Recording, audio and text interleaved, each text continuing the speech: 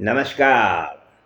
ઓમ વક્રતુંડ મહાકાય સૂર્યકોટિ સમપ્રભુ નિર્વિઘ્નમ કુરુ મે દેવ સર્વ કાર્યેષુ સર્વદા. મકર સંક્રાંતિ વિશે થોડી વાતો આપણે કરવાની છે. મકર સંક્રાંતિ ઉત્તરાયણ, આપણે એને ઉત્તરાયણ પણ કહીએ છીએ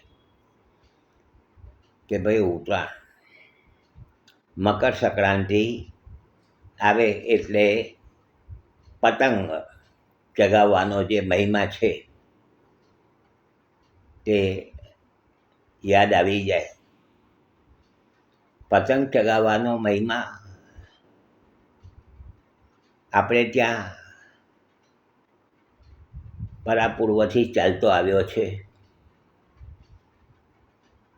રામાયણ કાળમાં તુલસીદાસજીએ રામ જ્યારે નાના હતા, બાળક હતા, નાના એ સમયે એમાં બાલકાંડમાં આનું વર્ણન આવ્યું છે થોડું. નાના બાળકો પતંગ કે ભાઈ આમાંથી ચંદ્રલોકમાં પતંગને આ તે ગયા હતા ને આવું વર્ણન આવે છે બાલકાંડમાં. તુલસીદાસજીએ રજૂઆત કરી છે. આ પતંગનું પર્વ એ પરાપૂર્વથી ચાલ્યું આવ્યું છે અને એ આવ્યું છે મૂળ ચાઇનાથી, ચીનથી, અને પછી આખા ફેલાઈ ગયું. અને ગુજરાતમાં તો પતંગનો મહિમાની આપણે વાતો કરીએ એટલી ઓછી છે. એ લોકો પતંગની પછાડી લાખો કરોડો રૂપિયા ખર્ચી નાખે છે. એક આનંદનો ઉત્સવનો માહોલ ઉત્તરાયણ મકર સંક્રાંતિ આવે એટલે થઈ જાય છે. અને સાથે પતંગ તો ચગાવે જ છે લોકો, ના નથી, બરાબર છે, સારું છે. પરંતુ સાથે ગુજરાતની વાત કરું છું, બીજાનું તો મને ખ્યાલ નથી, બધે કદાચ હશે જ. પરંતુ ગુજરાતી લોકો પતંગના સાથે મહેફિલ, મેજબાની, ઊંધિયું છે, પૂરી છે, જલેબી છે, જાત જાતનું નવી વસ્તુ ખાવી અને વાજિંત્રો પણ વગાડશે અગાશીમાં, ધાબા પર, અને પાર્ટીઓ, મેજબાનીઓ ચાલશે.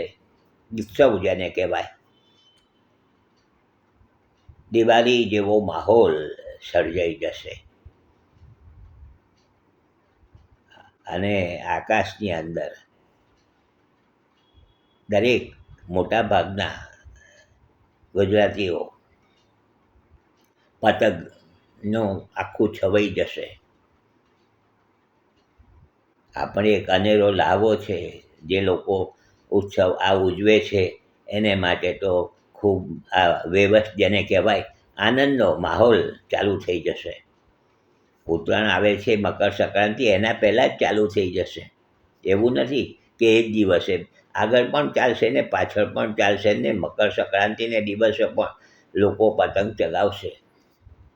આનંદ અને ઉત્સાહનો આ માહોલ સર્જાઈ જશે.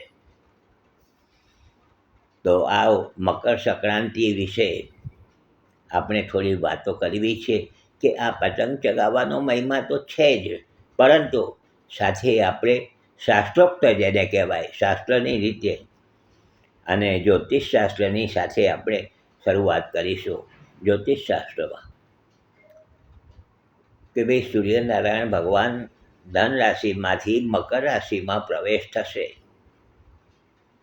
ધન રાશિમાંથી મકર રાશિમાં પ્રવેશ થશે અને એને જ્યોતિષની ભાષામાં સંક્રાંતિ કહેવાય છે. સંક્રાંતિ. સૂર્યનારાયણ ભગવાન એક વર્ષમાં 12 વખત રાશિ બદલે છે. તો આ વાત મારે કરવી છે. કાલે વાત કરીશું આપણે આગળ. જોડાયેલા રહેજો, લાઈક કરજો, શેર કરજો અને સાથે તમે પણ જોજો, બીજાને જોવાની ભલામણ પણ કરજો. હસમુખલાલ ઝવેરીના સૌને નમસ્કાર. જય શ્રી કૃષ્ણ. ઓમ નમઃ શિવાય.